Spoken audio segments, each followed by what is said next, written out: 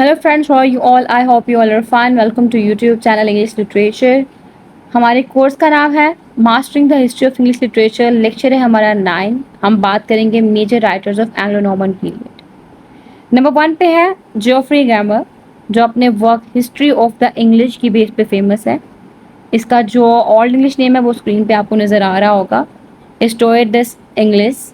ठीक है, ये इसका ओल्ड इंग्लिश नेम है। ये क्रॉनिकल है जो कि एंग्लो नॉर्मन वर्ड्स में लिखा गया था, जिसमें French and old English in दोनों को ही अमलगमेशन करके इनको मिलाकर प्रोड्यूस किया गया था। इनकी जो नैरेटिव स्टाइल है वो हम लोगों को बहुत अपीलिंग नज़र आता है। ये अपने नरेशन में हिस्टोरिकल इवेंट्स की बात करते हैं, हिस्ट्री को डिस्कस करते हैं, और जो इंग्लैंड की हिस्ट्री है, arrival of the legendary Trojan hero Brutus से लेके विलियम द कन्करर उनकी डेथ तक, इनको इन्होंने डिस्कस किया अपने इस क्रॉनिकल के अंदर।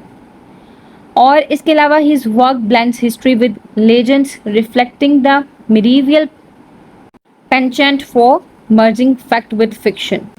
जिसका मतलब है कि जो हमारे राइटर हैं उन्होंने जो रियल स्टोरीज हैं उनको लेजेंड्स की लाइफ से लेकर, लेजेंडरी स्टोरीज से लेकर आपस में मिलाकर डिस्कस किया। Means real historical events with fictional और लेजेंडरी स्टोरीज अपने वर्क्स के अंदर। तो मिडीवियल टाइम पीरियड पे ये जो राइटिंग स्टाइल था, ये अप्रोच थी, कॉमन थी, जिसमें लोग ट्रू इवेंट्स को लेके मिथ्स के साथ या लेजेंड्स के साथ जो है वो कंबाइन करके इंफॉर्मेटिव काइंड ऑफ और इंटरटेनिंग काइंड ऑफ जो स्टोरीज थी वो प्रोड्यूस किया करते थे। इसके बाद जो राइटर है हमारे पास वो है जोफ्री ऑफ मॉनमाउथ। इनका जो इम्पोर्टेंट वर्क है दैट इज हिस्टोरिया रिजम ब्रिटेनाई, यानी history of the Kings of Britain. ये इसका मीनिंग है, ये इनका मेजर वर्क है। ये एक क्लरिक थे और बहुत ही ज़्यादा इन्फ्लुएंशियल ऑथर्स में से एक थे ये इस पीरियड के अंदर। इनके जो वर्क थे वो लैटिन में लिखे गए हैं।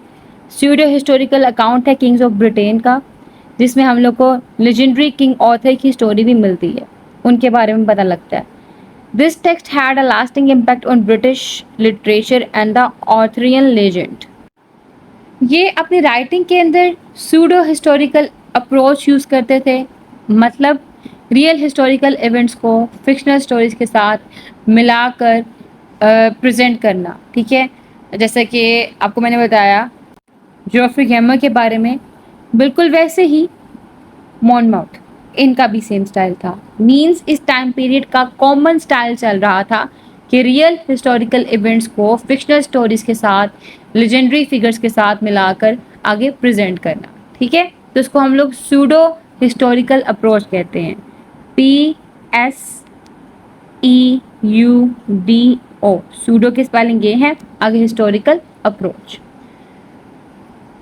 इनका जो राइटिंग स्टाइल है वो एपिक स्टाइल था, मतलब एपिक की क्वालिटी रखता था, जैसा कि बैटल्स को लेके, हीरोइक डीड्स को लेके ग्रैंड डिस्क्रिप्शंस बताना, rise and fall of Kings को लेके डिस्क्रिप्शन बताना। ठीक है, तो ये एपिक टोन रिफ्लेक्ट होती है इनकी राइटिंग स्टाइल के अंदर। और नैरेटिव स्ट्रक्चर ये क्रोनोलॉजिकल स्ट्रक्चर यूज़ करते थे। ठीक है, क्रोनोलॉजिकल ऑर्डर की फॉर्म में। देन हमारे पास नेक्स्ट है जी वेस, जो कि मोस्ट फेमस है अपने रोमन डिब्रेट की बेस पे। ये एक पोइटिक रिटेलिंग है जो जोफ्री मॉनमाउथ का वर्क था हिस्टोरिया रिजम ब्रिटेनाई की, उसी को अगेन पोइटिक फॉर्म में यहाँ पे प्रेजेंट किया गया है इस वर्क के अंदर। तो इनका जो स्टाइल है characterized by its rhymed octosyllabic couplets. अब ये ऑक्टोसिलेबिक क्या होता है? जहाँ पे पोइट्री की ईच लाइन, हर लाइन के अंदर 8 सिलेबल मौजूद हो, उसको हम कहते हैं ऑक्टोसिलेबिक। जैसे ये लाइन है, a night in shining armour bright. ठीक है, अब इस लाइन के अंदर क्या है, हमारे पास 8 सिलेबल मौजूद है। अ नाइट के अंदर आई, इन के अंदर एक सिलेबल 3 हो गए, शाइनिंग के अंदर हमारे पास 2 सिलेबल मौजूद हैं, शाइनिंग, तो ये हमारे पास 5 हो गए। देन आर्मोर, यहाँ पे हमारे पास अगेन 2 सिलेबल मौजूद हैं, 7 हो गए हैं। देन ब्राइट में एक सिलेबल है, 8। तो ऑक्टोसिलेबिक मीन्स 8 सिलेबल्स जब हमारे पास लाइन के अंदर आ जाए। कपलेट मतलब जब ग्रुप की फॉर्म में यूज़ किया जाए। और राइम्ड मतलब एंडिंग जो है वो राइमिंग हो, ठीक है। जैसे कि a night in shining armour bright road fourth into the dark of night. अब यहाँ पे ब्राइट नाइट हमारे पास क्या है, राइमिंग वर्ड है।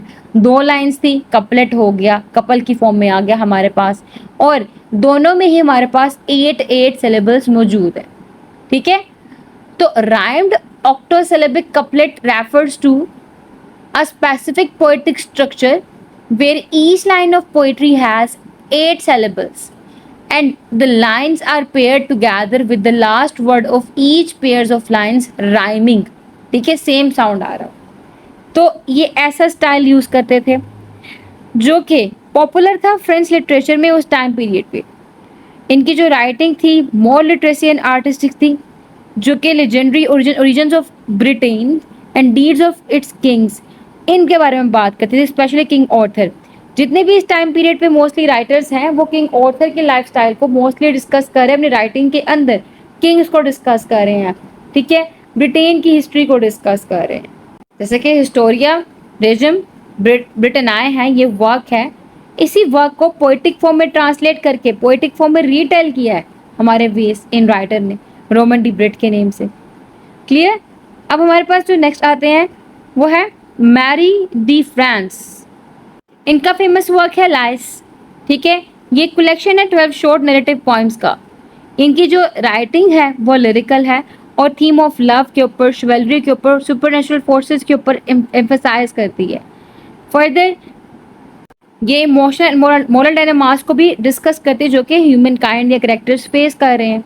इनका स्टाइल एलिगेंट है, क्लैरिटी है इसके, इनके स्टाइल के अंदर ब्रेविटी है, ठीक है। और इसके अलावा ये जो लाइस है इसको मिडिवियल फ्रेंच लिटरेचर की फाइन एग्जाम्पल कंसिडर किया जाता है। देन हमारे पास बेनेडिक्ट ऑफ पेटरब्रो।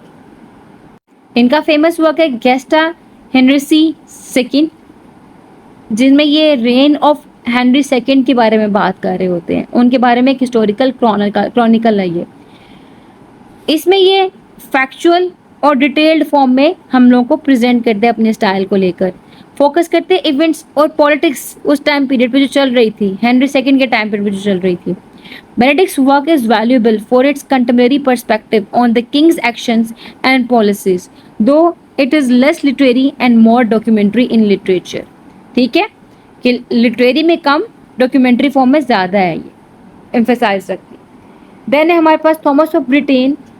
इसको इनके जो फेमस वर्क है दैट इज ट्रस्टन, जो इनका फेमस वर्क है, ये एक रोमांस है जो कि एक नाइट और एक प्रिंसेस की लव स्टोरी है।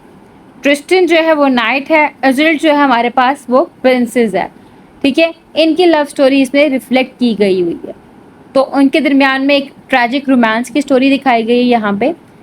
तो ट्रिस्टन है एक ब्रेव और नोबल नाइट है जो अपने uncle king mark of Cornwall के लिए काम करता है। और आइजोल्ड जो है, इसको आइजोल्ड भी बोलते हैं, ये ब्यूटीफुल प्रिंसेस है आयरलैंड की, जो कि किंग मार्क की फियांसे थी, ठीक है। तो ये इनका एक फेमस वर्क है। इनका जो स्टाइल है वो टिपिकल है कोर्टली रोमांस ट्रेडिशन के लिए और एम्फसाइज करता है शिवल्री, लव एंड ट्रेजिक डेस्टिनी। जैसे कि आपको पता है कि उस टाइम पीरियड पे ये थीम डोमिनेट कर रहे थे, तो हर एक के कॉमन थीम इसलिए यहाँ पे हम लोग को राइटर के नज़र आ रहे हैं। इसके अलावा राइटिंग में हम लोगों को नज़र आता है कि इंट्रिकेट राइम स्कीम यूज़ की गई हुई है, साइकोलॉजिकल डेप्थ के ऊपर एम्फसाइज किया जा रहा है। और जब बात की जाती है depiction of doomed love affair between Tristan and Aizawl, इनके ऊपर मेन एम्फसाइज किया गया है इनकी राइटिंग में इस वर्क के अंदर। यानी इन शॉर्ट साइकोलॉजिकल डेप्थ को डिस्कस करते हैं, इंट्रिकेट राइम स्कीम यूज़ करते हैं, इसके अलावा ये रोमांसिस को डिस्कस करते हैं। ये हमारे इस टाइम पीरियड के मेजर राइटर्स थे और उनके कुछ राइटिंग स्टाइल को मैंने यहाँ पर डिस्कस किया। बाकी अपने पॉइंट्स नोट कर लें। इस लेक्चर को सुनने के बाद इंशाल्लाह जब लाइव आऊँगी तो उसमें हम लोग 1-on-1 डिस्कशन करेंगे। जो भी आपके क्वेश्चन और क्यूरीज होंगे वो मुझसे डिस्कस कर लीजिएगा। दुआ में खास याद रखिएगा। अल्लाह हाफिज़।